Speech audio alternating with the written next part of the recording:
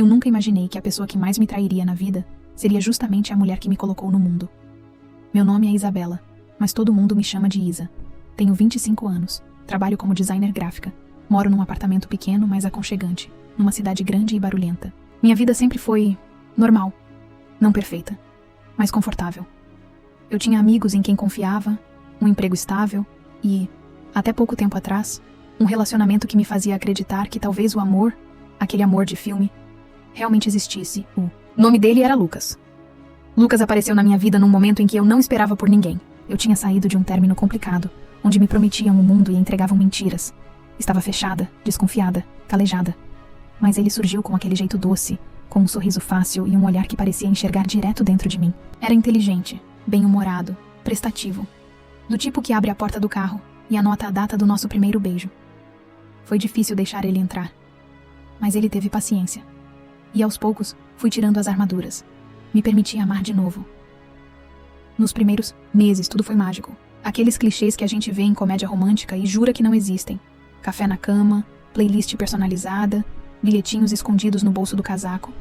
Ele me fazia sentir única. E pela primeira vez em anos, eu não sentia medo. Me entreguei por completo.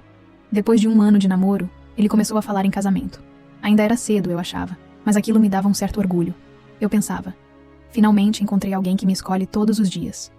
Mal sabia eu que essa sensação de ser escolhida estava com os dias contados. Um domingo qualquer, ele sugeriu que fôssemos almoçar na casa da minha mãe. Era a primeira vez que eu o levaria para conhecê-la oficialmente. Antes disso, eles tinham trocado apenas mensagens de bom dia e emojis educados no WhatsApp. Minha mãe se chama Verônica. Ela teve a mim muito jovem, com apenas 18 anos. Durante toda a minha vida, as pessoas nos chamavam de irmãs, e ela se deliciava com isso. Era vaidosa, extravagante, dona de uma beleza arrebatadora e uma energia que fazia tudo girar ao redor dela. Onde entrava, chamava a atenção. Sempre foi assim. Crescer ao lado dela foi como viver à sombra de uma estrela em ascensão. Eu a admirava, e ao mesmo tempo, me sentia pequena perto do brilho que ela fazia questão de manter aceso. Mesmo com todas as diferenças, nossa relação era próxima. Nós brigávamos, claro, mas nos amávamos, ou pelo menos, eu a amava. No dia do almoço, ela me recebeu com aquele sorriso aberto, cabelo escovado, vestido justo, talvez justo demais para um domingo em casa. Lucas ficou impressionado. Era visível. Os dois se abraçaram como se já se conhecessem há anos. Durante o almoço, reparei em algo estranho, pequenas coisas. Os olhares demorados dela, as risadas altas demais das piadas dele, as mãos dela no braço dele enquanto passava o vinho. Pareciam gestos inocentes, mas o instinto dentro de mim, aquele sexto sentido que grita sem fazer barulho, acendeu. Tentei ignorar. Disse a mim mesma que estava sendo paranoica, possessiva, até invejosa. Sua mãe é assim com todo mundo, Isa. Ela é calorosa, intensa. Mas no fundo, uma parte de mim já sabia. Eu só não queria acreditar. Depois do almoço, Verônica me chamou na cozinha enquanto Lucas usava o banheiro. Ele é lindo, filha. E que educação. Você acertou em cheio. Obrigada, respondi, sorrindo sem graça. E que perfume delicioso, disse ela, fechando os olhos como se saboreasse o cheiro. Aquela frase me atravessou como uma agulha. Era o tipo de comentário que uma amiga soltaria, não uma mãe. Mas ainda assim, sorri, tentando normalizar. Talvez eu estivesse apenas hipersensível. Talvez o medo de perder o que construí com tanto esforço estivesse me cegando. No carro, no caminho de volta, comentei casualmente. Acho que minha mãe gostou de você. Ele riu. E você acha que eu gostei dela? Foi uma piada. Ele disse rindo, mas eu senti um arrepio na espinha. Aquilo não soou como uma brincadeira. Soou como um aviso. À noite, antes de dormir, fiquei olhando para o teto, repassando cada gesto, cada palavra, cada olhar. Uma dúvida começou a se formar dentro de mim, sutil, mas constante, como uma rachadura invisível numa parede sólida. O que eu não sabia era que aquela pequena rachadura estava prestes a ruir tudo ao meu redor. E quando tudo desabasse, não haveria lugar seguro. Naquele domingo, eu jurei para mim mesma que era só impressão. Naquele domingo, o fim começou, e eu nem percebi. Depois daquele almoço de domingo, alguma coisa em mim mudou. Era como se a visita à casa da minha mãe tivesse deixado uma sombra pairando sobre meu relacionamento com o Lucas. Uma sombra fina, quase invisível, mas constante. Como a sensação de estar sendo observada mesmo estando sozinha. Nos dias seguintes, tentei me convencer de que era apenas paranoia. que eu estava exagerando. Afinal, minha mãe era uma mulher espontânea, cheia de vida, brincalhona por natureza. E Lucas... Bom, Lucas era meu. Ou pelo menos eu queria acreditar que era. Mas aos poucos os detalhes começaram a me trair. Lucas passou a mexer mais no celular, inclusive quando estava comigo. Antes deixava o aparelho jogado no sofá, desbloqueado. Agora, levava até pro banheiro. Quando eu chegava perto, ele virava a tela para baixo, sutilmente. Coisas pequenas, mas coisas que uma mulher sente. Certa noite fomos jantar fora. Era um restaurante charmoso, o nosso favorito. O tipo de lugar onde costumávamos rir juntos e dividir sobremesa no mesmo prato. Mas naquela noite, Lucas parecia distraído. Mexia no celular a cada 2 minutos, dava risadas abafadas, e quando eu perguntava o que era, dizia: coisa de trabalho. Foi quando, sem querer, a tela acendeu por cima da mesa. Uma notificação rápida. Vi apenas um pedaço. Verônica. Haha, você é... Meu estômago revirou. Tentei disfarçar. Sorri, como se nada tivesse acontecido. Mas minhas mãos começaram a suar. Perguntei com naturalidade forçada: você ainda tá falando com minha mãe? Ele arregalou os olhos por um segundo. Um instante tão curto que talvez ele achasse que eu não percebi. Ah, sim. Ela me mandou uma receita que comentou no almoço, lembra? Respondi apenas isso. Mas, dentro de mim, algo se partiu. Eu sabia que ele estava mentindo. Eu sabia que aquela notificação não era sobre uma receita. Voltei para casa com um nó na garganta. Quando entrei no quarto, tranquei a porta do banheiro e encostei na pia, me encarando no espelho. A mulher que me olhava de volta parecia igual, mas não era. Tinha desconfiança nos olhos. E medo. Medo de estar sendo enganada. Medo de estar sendo traída pelas 2 pessoas que até então eu mais confiava. Pensei em ligar para ela, confrontar de vez. Mas o que eu diria? Mãe, você tá flertando com meu namorado? Que tipo de filha faz esse tipo de pergunta? E, pior, e se ela dissesse que sim? O que eu faria com essa resposta? No dia seguinte, criei coragem e mexi no celular do Lucas enquanto ele dormia. Me sentia suja, mas não conseguia evitar. Fui direto nas conversas arquivadas. E lá estava. Verônica. A conversa começou semanas atrás. A princípio era inofensiva. Bom dia, Lucas. Você fez a lasanha que te ensinei? Depois, mensagens. Sobre séries, sobre música, memes. E aos poucos foram ficando mais íntimos. Comentários como: se eu tivesse uns aninhos a menos... E você devia me chamar de mãe sexy que... Minha cabeça latejava. O coração parecia que ia sair pela boca. Mas o pior ainda estava por vir. Uma mensagem dela enviada à meia-noite.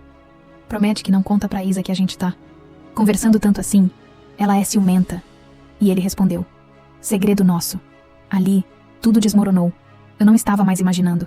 Não era exagero. Era real. Eles estavam escondendo algo de mim. Fechei o celular com a mão tremendo. Fui até a varanda, engoli o choro. Gritei, mas só por dentro. Eu queria sumir, gritar pro mundo, quebrar alguma coisa, mas fiquei em silêncio. Porque no fundo, ainda não sabia o que fazer. Eu amava Lucas. E mesmo com tudo aquilo, ainda me doía imaginar que ele pudesse estar envolvido com a minha mãe. Naquela semana, comecei a observar mais, a notar tudo. Ele saía mais. Dizia que ia resolver coisas de trabalho à noite. E ela, por coincidência, também começou a ficar ocupada. Cancelava almoços comigo, alegava dor de cabeça, mas postava fotos em cafés, sorrindo. Uma noite, ele esqueceu o relógio em casa. E quando cheguei perto, notei algo diferente. Perfume feminino, mas não o meu. Era o dela. Eu reconheceria aquele cheiro em qualquer lugar. Um floral doce, marcante. Um aroma que fez parte da minha infância. Naquele momento, eu soube.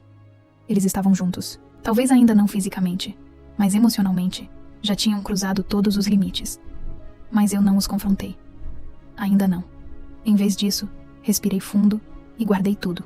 Porque uma parte de mim queria ver até onde eles seriam capazes de ir. E, principalmente porque uma outra parte de mim, a parte que eles não conheciam, já estava começando a planejar a vingança. Sabe aquele segundo antes de um terremoto? O instante silencioso e carregado, em que o chão ainda não treme, mas o ar já está pesado, como se o universo estivesse prendendo a respiração? Foi exatamente assim que eu me senti. Depois de encontrar as mensagens entre o Lucas e a minha mãe, minha cabeça virou um campo minado. Qualquer pensamento podia explodir e me arrastar para um lugar sem volta. Eu queria gritar, perguntar, bater a porta, expor tudo, mas não fiz nada disso. Não ainda. Eu precisava ver com meus próprios olhos. Precisava da prova final, crua, irrefutável. Não bastava saber. Eu precisava sentir a dor completa da traição. Talvez porque, no fundo, queria que doesse tanto, que não restasse nenhum vestígio de amor. Nenhuma dúvida. Nenhum talvez. Foi assim que a Isa Doce morreu e outra nasceu em silêncio. Comecei a anotar os horários dele, os compromissos que inventava, os lugares onde dizia estar. As desculpas eram cada vez mais fracas. Trabalho extra. Reunião de última hora. Jantar com o pessoal da empresa. Mas nunca tirava uma foto. Nunca me ligava depois. Uma noite, ele disse que ia para um happy hour e voltaria tarde. Mal desligou o telefone. Eu já estava de casaco, chave na mão e o coração disparado. Peguei um carro por aplicativo, segui até onde dizia estar. E claro, ele não estava lá. Continuei rodando pela cidade, sem rumo. Até que, quase sem querer, passei por um hotel de fachada discreta, num bairro afastado. Foi o sexto sentido que me fez pedir ao motorista para parar. Desci, e então eu vi. Lá estavam eles. Lucas e minha mãe de mãos dadas, saindo do hotel. Rindo, rindo. Ela estava usando um vestido vermelho que eu conhecia. Era o preferido dela, quando queria chamar a atenção. Ele, por sua vez, parecia tranquilo, como se aquilo fosse normal. Como se não estivessem destruindo o coração de alguém que os amava profundamente. Me escondi atrás de um carro e tremi. Tremi por dentro e por fora. Senti o gosto do vômito subir na garganta, mas engoli. Senti os olhos marejarem, mas engoli de novo. Porque naquele momento, eu decidi que não ia me permitir desmoronar. Não ali. Não por eles. Esperei eles irem embora. Voltei para casa caminhando. Chorei no elevador. Chorei no chuveiro. Chorei abraçada num travesseiro que ele tinha me dado no primeiro mês de namoro, com nossas iniciais bordadas. Depois joguei aquele travesseiro na sacola de lixo. No dia seguinte, fui trabalhar como se nada tivesse acontecido. Cumprimentei colegas, respondi e-mails, entreguei projetos. Fingi ser a Isa de antes. Mas por dentro, eu era outra. Uma que tinha sido empurrada para um abismo tão fundo que só havia uma forma de sair, subindo com as próprias garras. Verônica me mandou mensagem no fim da tarde. Oi, filha. Tudo bem? Passa aqui em casa no fim de semana. Fiz sua torta preferida. Tive vontade de jogar o celular na parede. Mas eu sabia que aquele jogo não se vencia com fúria. Não. Eu precisava ser mais fria do que eles foram comigo. Mais paciente, mais estratégica. E foi aí que entendi. A melhor vingança não é gritar. É fazer com que o silêncio pese mais do que qualquer palavra. Nos dias que se seguiram, comecei a juntar provas. Print das conversas que eu já tinha visto. Fotos que tirei deles saindo do hotel. Registrei datas, horários, tudo. Era como montar um quebra-cabeça do meu próprio sofrimento. Mas eu precisava da imagem completa, porque só assim eu poderia destruí-los do jeito certo. Lucas, por sua vez, continuava tentando manter a aparência. Mandava bom dia, dizia que estava com saudade. Eu respondia com emojis, sorrisos. Ele não fazia ideia de que eu já sabia de tudo. Isso me dava uma estranha sensação de poder. Como estar em cima de um palco, vendo os atores encenarem um papel que eu mesma escrevi. Já minha mãe... minha mãe. Ela continuava me ligando, fingindo interesse na minha vida, dizendo que estava vivendo uma nova fase, mais feliz, mais leve. Usava metáforas baratas, como quem queria me preparar para uma revelação que ela ainda não sabia que eu já conhecia. Ela parecia eufórica, como uma adolescente apaixonada. E aquilo me enojava, mas eu ouvia. Cada palavra, cada riso, cada pista. Porque quanto mais ela falava, mais material eu tinha para o que estava por vir. Naquele ponto, eu não estava mais buscando um confronto. Eu queria justiça emocional. Eu queria que eles sentissem o que era perder tudo. Eu queria que eles provassem do gosto amargo da traição. Não na teoria, mas na pele. Como eu provei, como eu sangrei. E então, numa noite escura, enquanto olhava para o teto, uma ideia começou a se formar na minha mente. Clara, cruel, irresistível. Uma armadilha que seria impossível de escapar. Uma história que eles nunca conseguiriam reescrever. Eu sorri no escuro. Pela primeira vez em dias, porque naquele momento, eu soube exatamente o que ia fazer. E ela, minha mãe, nunca mais esqueceria. Durante muito tempo, eu fui a filha que fazia tudo certo. A que elogiava a mãe nas festas, que ajudava com as contas quando o dinheiro apertava, que chorava sozinha para não preocupar ninguém.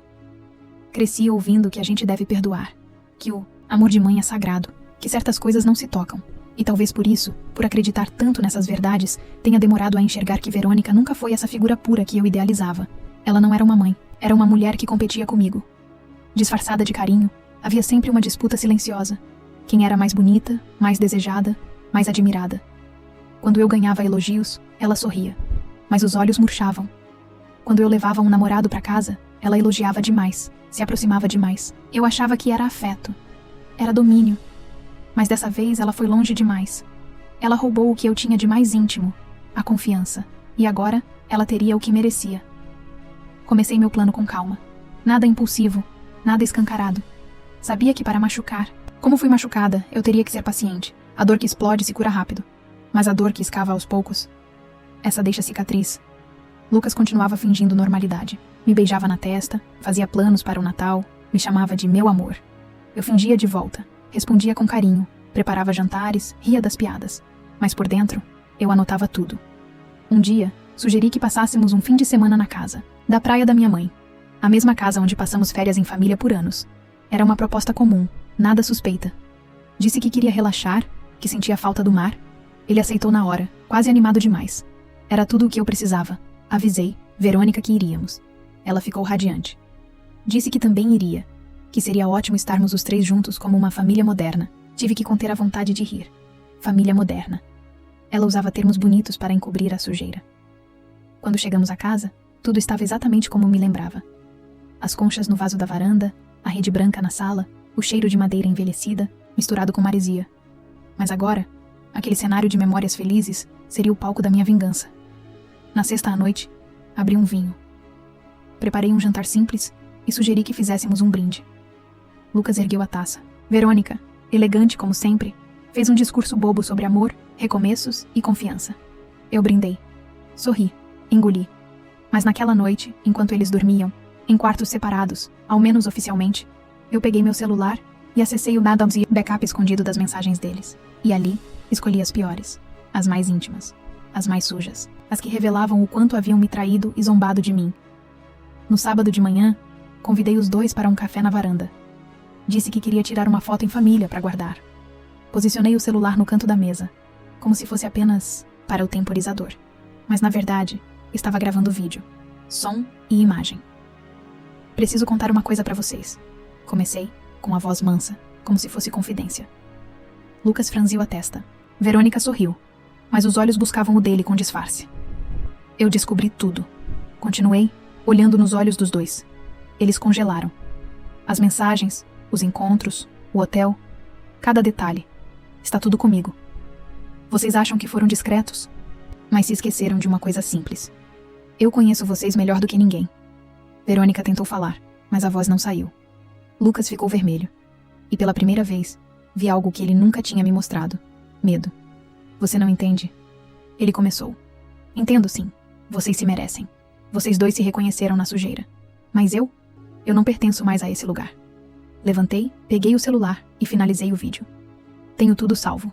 E se vocês tentarem me ferir mais, uma vez, tudo isso vai pro mundo. Redes sociais, amigos, empresa, tudo. E não se preocupem. Já agendei o envio automático, caso algo aconteça comigo. Então me deixem em paz. Entrei na casa e fui fazer as malas. Lucas veio atrás de mim.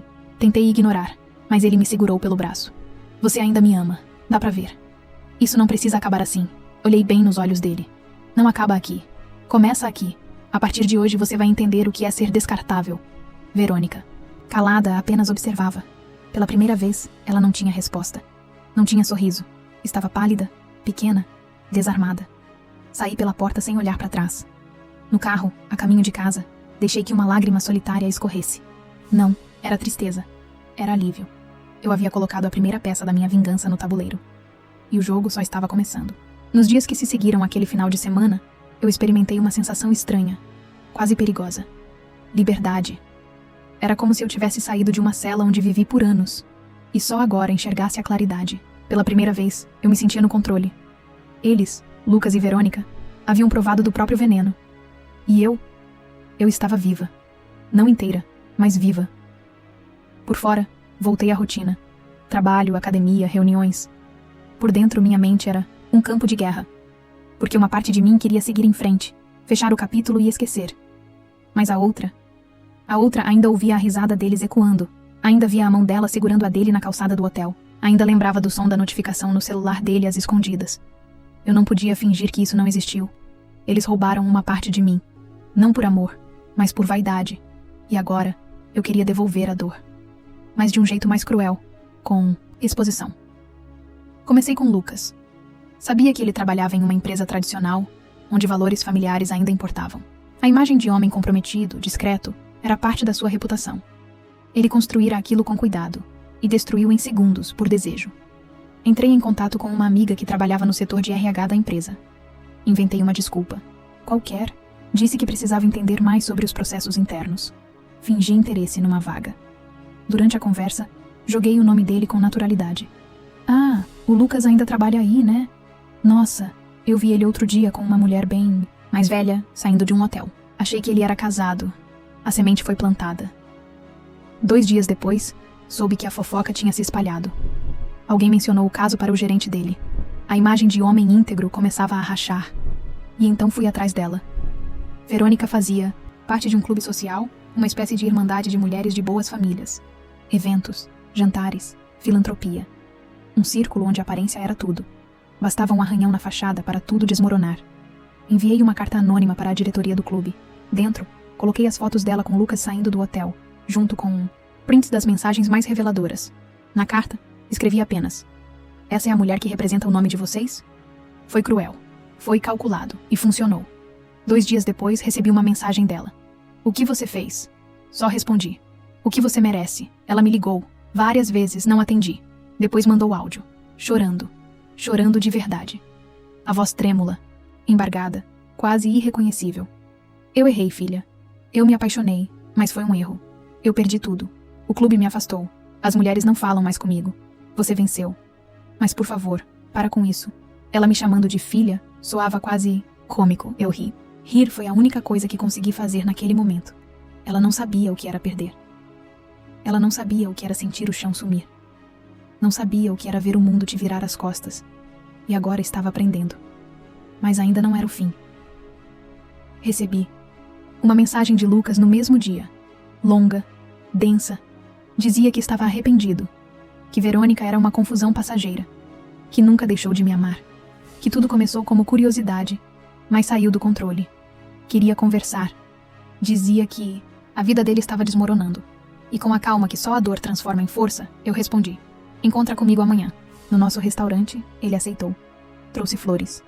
Chegou mais arrumado do que nunca. Os olhos brilhando com uma esperança patética. Eu, por outro lado, estava serena.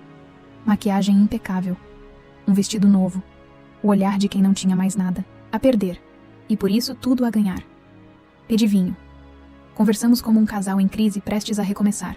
Ele parecia acreditar que ainda havia uma chance. Que bastava pedir desculpas. Que bastava o tempo. Homens têm esse talento de subestimar o estrago que causam. Quando a sobremesa chegou, abri a bolsa e tirei um envelope. Isso é pra você. Ele pegou, confuso. Dentro, havia uma cópia das conversas dele com Verônica. A notificação da denúncia anônima feita ao RH da empresa. E uma carta, manuscrita, que começava com: essa é a última vez que você me vê. Ele olhou pra mim com olhos de criança assustada. Por quê? Porque você nunca me amou. Você só me usou. E quando cansou de mim, escolheu a pessoa mais suja que podia ter escolhido. Me levantei. Deixei o envelope na mesa. E fui embora sem olhar para trás. Do lado de fora, a noite estava fria. Mas pela primeira vez, não tremi. A vingança estava quase completa. Mas ainda faltava uma peça. Verônica ainda precisava sentir o que era perder a filha que um dia ela fingiu amar. E essa dor eu guardaria para o último capítulo da nossa história. Dizem que o sangue é mais forte que tudo. Que laços de família são inquebráveis, mesmo quando feridos. Mas isso é o que os fracos repetem para justificar covardias disfarçadas de amor. Eu acreditei nisso por muito tempo. E foi essa crença que me manteve presa, submissa, cega. Verônica era minha mãe, mas também foi minha rival. E agora, meu alvo. Depois do jantar com Lucas, que terminou com ele sozinho, derrotado e exposto, o silêncio que veio nos dias seguintes foi quase ensurdecedor. Nenhuma mensagem, nenhuma ligação, nenhuma tentativa de contato. Ele entendeu. Ou talvez tenha sido o orgulho ferido que o impediu de rastejar mais. Já Verônica, ela resistia. Ela era feita de outra matéria. Não desistia facilmente daquilo que achava ser dela, nem mesmo da própria filha. Uma semana depois, ela apareceu na porta do meu apartamento. Sem avisar, com os olhos inchados e o rosto cansado. O batom mal passado, a blusa amarrotada. Pela primeira vez, Verônica não era uma figura de controle. Era uma mulher destruída. Posso entrar? Poder? Podia. Mas não merecia, ainda assim, abrir a porta. Porque parte do que eu precisava fazer dependia de olhar nos olhos dela e deixá-la ver quem eu me tornei. E o que ela perdeu. Sentou-se no sofá, sem esperar convite, como sempre fazia. Passou as mãos pelos cabelos, ajeitou a postura. Tentava, aos poucos, recuperar a compostura. Isa, eu sei que você me odeia. E tem razão. Eu me apaixonei, sim. Foi errado. Mas não foi só desejo, entende? Eu achei que a gente... Achou o quê? Interrompi. Que poderia roubar o namorado da própria filha e ainda manter a pose de mãe exemplar? Ela não respondeu. Apenas abaixou os olhos. Pela primeira vez, vi vergonha. Não foi sobre você. Ela sussurrou. Foi sobre mim. Sobre me sentir viva de novo. Eu nunca fui vista como mulher, só como mãe. Eu vi nele algo que não via há anos. E você viu em mim o quê? Obstáculo? Eu vi uma menina forte demais para precisar de mim. E isso me doía. A sinceridade dela me pegou desprevenida. Não porque soava justa, mas porque mesmo agora, mesmo no fundo do poço, Verônica ainda conseguia distorcer a culpa em busca de desculpas. Ficamos em silêncio por longos minutos. Eu perdi tudo, ela continuou. O clube, minhas amigas, a confiança da família. E agora, tenho medo de ter perdido você também. Eu a encarei. Estava na hora. Você já me perdeu, mãe. Não agora. Não por causa do Lucas, mas há anos, quando começou a competir comigo, em vez de me proteger. Quando deixou de me ouvir. Quando passou a medir amor por espelho e não por presença. Ela começou a chorar. Um choro feio, molhado, desgovernado. Por muito tempo, eu esperei por esse momento. Mas, vendo-o acontecer ali, na minha frente, não senti o prazer que achei que sentiria. Senti pena. Pena dela. Pena de mim. Pena da história que nunca conseguimos escrever como deveria ter sido. Eu vou sair do país por um tempo, ela disse. Vou para casa da tia Carmen, na Espanha. Preciso me reconstruir, ou pelo menos tentar. Assenti. Não desejei boa viagem. Não abracei, não pedi desculpas. Aquilo era uma despedida, não uma reconciliação. Eu deixei algo para você, ela disse antes de sair, colocando um envelope sobre a mesa. Esperei que ela partisse. Só então abri. Dentro havia uma foto nossa. Eu, com uns 10 anos, no colo dela, na praia. Ambas rindo, cobertas de areia. Atrás da foto, ela escreveu: Nem sempre fui a pior versão de mim. Talvez um dia você possa lembrar de mim por essa parte. Aquela noite, pela primeira vez em meses, eu chorei com calma. Não era desespero. Era luto. Não por ela, mas pela mãe que eu imaginei ter, e que nunca existiu. Na manhã seguinte, fui até a casa dela. A última visita. Peguei as poucas coisas que ainda me pertenciam ali. Cartas antigas, um colar de infância, uma agenda com desenhos nossos, e uma caixa, lacrada, com meu nome. Dentro, encontrei bilhetes que ela escreveu durante minha infância. Coisas simples, elogios, conselhos, desejos, pequenos papéis que nunca me foram entregues, e que talvez tivessem feito diferença. Mas agora, era tarde. A ferida estava aberta demais para curar com lembranças. Saí dali com a certeza de que minha história com ela não precisava de reescrita.